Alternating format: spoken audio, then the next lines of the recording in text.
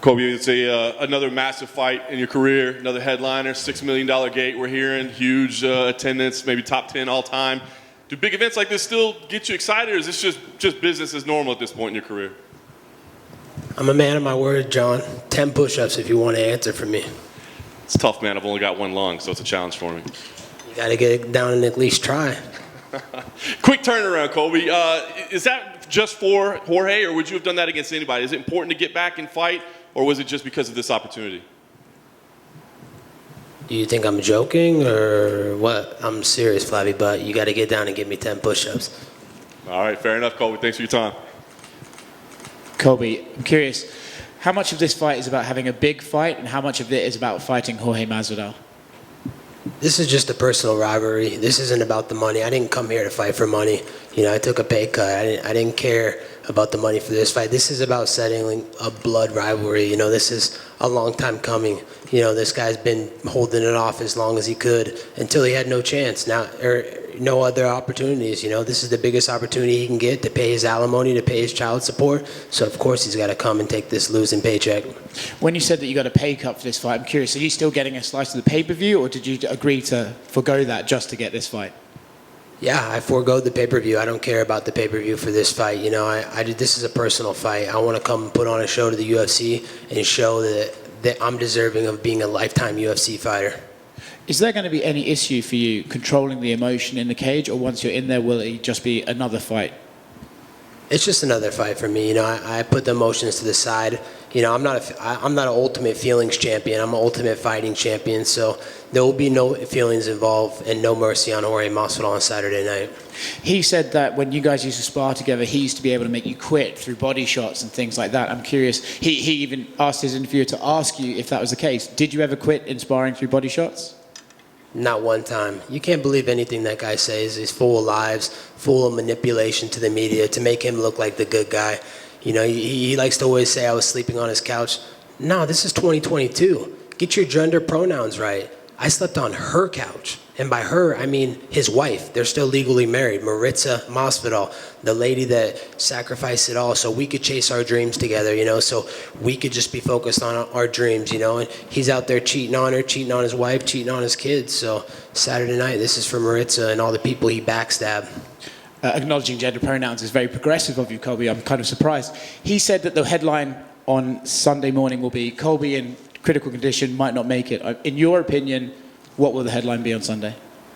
The only people that are in critical condition on Sunday are his kids. You know, he turned his back on them. He doesn't want to, you know, own up and be the dad that he should be to them. He's a deadbeat dad. He's a deadbeat person, and he's just going to be playing dead on Saturday night on pay-per-view. Cool, right here. During that same interview, Jorge brought up things like a poker debt that like you were in after playing poker so much, and he brought up he kind of viewed himself as your mentor rather than your brother. So what do you make of all these other things he's saying? You know, I just have to laugh at that. You know, I got a house on me right now. If you see my jewelry, this is a legit house around my neck. So, you know, anything the media says or he says is inconsequential. You know, there's no truth to it, and it's just more lies. You know, you can't believe anything that guy says. He says he was going to the White House to you guys. How many times did he go to the White House? You know, what did he do for Donald Trump? Donald Trump doesn't give a shit about him. You know, he just used him to get the Latin vote. So, you know, no one cares about George and all his lies and manipulation. He's a thief. Look at him. He went to jail twice for grand theft. The guy's a thief. He's a backstabber. The guy's the biggest piece of shit on planet Earth. Dan Lambert also gave an interview this morning saying that he kind of gave you like an ingredient to kind of become this outspoken individual, and he kind of regrets how he went about that because of how it played out with you two. Man, I didn't take Dan Lambert for a liar, but you know, I still respect the guy, but he's definitely lying. That had nothing to do with Dan Lambert. I decided to make that decision on my own. You know, after Singapore, he never told me going into my fight with Damian Maia that I needed to do something to change something because the UFC was going to cut me. They said no matter what, going into that fight, they told Dan behind closed doors, hey, we have no use for Colby. You know, he's not entertaining. He doesn't draw tickets. So no matter what he does in the fight with Damian Maia, we're not going to re-sign him. Dan never told me that. He didn't tell me till after the fight. But I went out there and took my destiny in my own hands, and I created something bigger than life. I think on the countdown you also said because of your quote-unquote good lifestyle choices is what leads to your incredible cardio. So specifically, what do you mean by these good lifestyle choices? Yeah, I live the life every single day. You know, you don't see me in the club, you know, partying every weekend, you know, living this lavish lifestyle. You know, yeah, I like to buy some nice jewelry and you know, have, because I can afford it. But, you know, I live a very clean lifestyle. I eat healthy food every day. I'm in the gym every single day trying to get better, work on my crafts. I never ask for handouts. I'm not like Jorge Masvidal. That guy's the definition of handouts. He used to use an Obama phone. He used to use food stamps for the government. He's Fidel Castro Junior. The guy's the definition of communism. And here he is trying to act like he's a right-winger now. So it's just funny, the hypocrisy.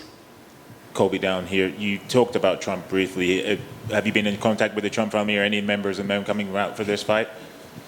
Yeah, I've been in touch with them. You know, I know Dana said that when we first got this fight announced that the big man was going to be coming out, but he's got a busy schedule. You know, he just launched that new Truth Social platform, so I know he's really busy working on that, and he's campaigning again. He's got a big run coming up in 2024. He's trying to make America great again. He's trying to undo all these crappy policies that have led to all this inflation in America and just this country going down the toilet. So he's trying to bring it back. Thank you. God bless Donald Trump and the Trump family. And George is in one of these rooms around here. We don't know where, but this will be the closest you've been to him, well, I'm presuming since an alleged incident at ATT. When was the last time that you remember seeing George face to face, and what happened? Yeah, face to face in a room, you know, besides, you know, a little Zoom interview with Stephen A. Smith last week. Yeah, since I think we got separated. No, I think it was UFC Anaheim when Daniel Cormier was fighting Stipe. And yeah, that was the last time I fought him. He was yelling from the fifth row back because, of course, he didn't have front row seats like me. He wasn't the best fighter in the world with a championship belt around his waist. So, you know, that's all he does. He's all bark. He's all talk. He's no walk. And final one for me. Are you willing to bury the hatchet after the fight regardless of the result? Absolutely not. Who wants to bury the hatchet with a criminal, with a thief, with a dirtbag scumbag, dude? A guy, more of his family likes me than they even like him. So I'm not burning it with this dirtbag criminal. You know, anytime I ever see that guy, he's going to have to leave Miami. The city isn't big enough for both of us. So if I see him in Miami, he's getting dropped in his head. But he doesn't even train in Miami, actually. He's from Broward County. He trains in Coconut Creek, Florida, and lives there. I'm from Miami. I live in Hialeah. I train in Hialeah. I'm in the heart of Miami. So I'm the king of Miami. I'm going to prove it on Saturday night. Thank you. Colby right here. Colby, everyone's obviously wondering about, you know, like, are these guys going to be able to keep those emotions in check? What's going to happen when the cage door closes? Can you explain as best as you can, when you guys are in there, the ref says go, what do you think is going to be going through your mind when you're finally face-to-face, could throw hands with Jorge?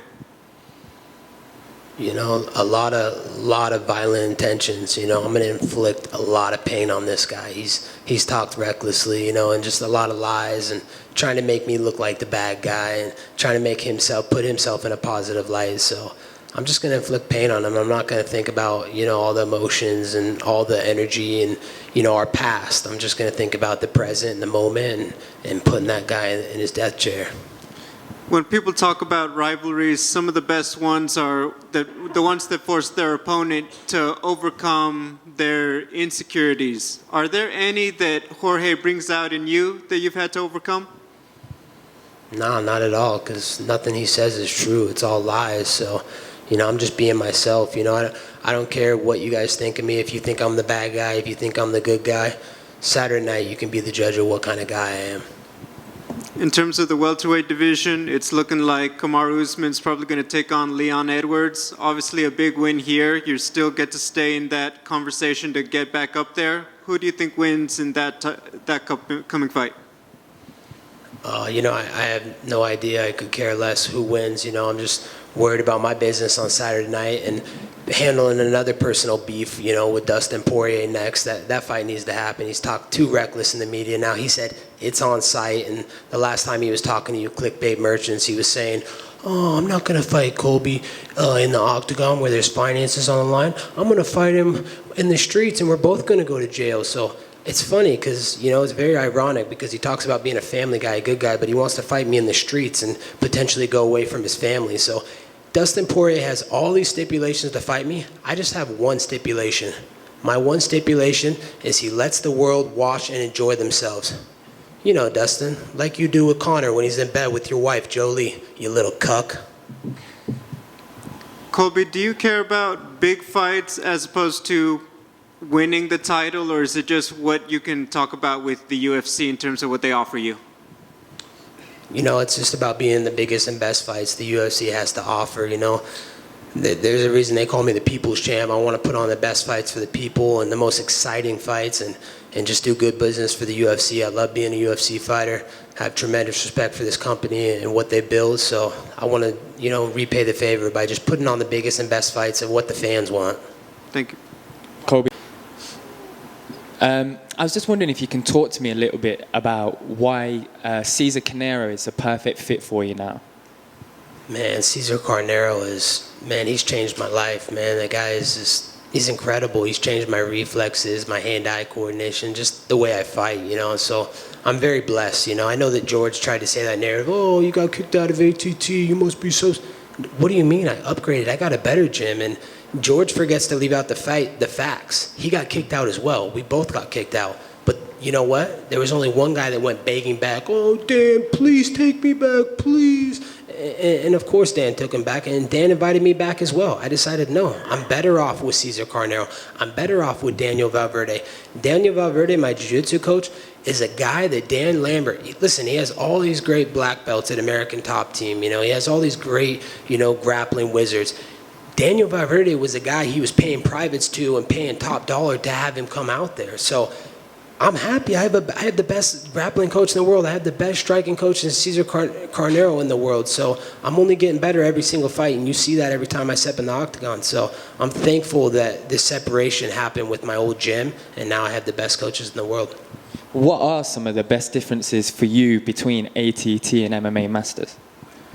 Just getting personalized attention. Before, it was just, I was in a team setting. I was training with a bunch of athletes, you know. The focus wasn't just on me. And when we're at this stage of my career and in these big main event pay-per-view fights, I should be getting that personalized attention, you know, where we're just focusing on game planning on each and every fight that we're taking. So I never got that before, and now I'm getting it, and I'm just truly blessed. I'm thankful to Daniel Valverde, Cesar Carnero, Jonathan Lopez, and Charlie Weiss for what they've been able to offer me. And Saturday night, you're going to see something special. Thank you.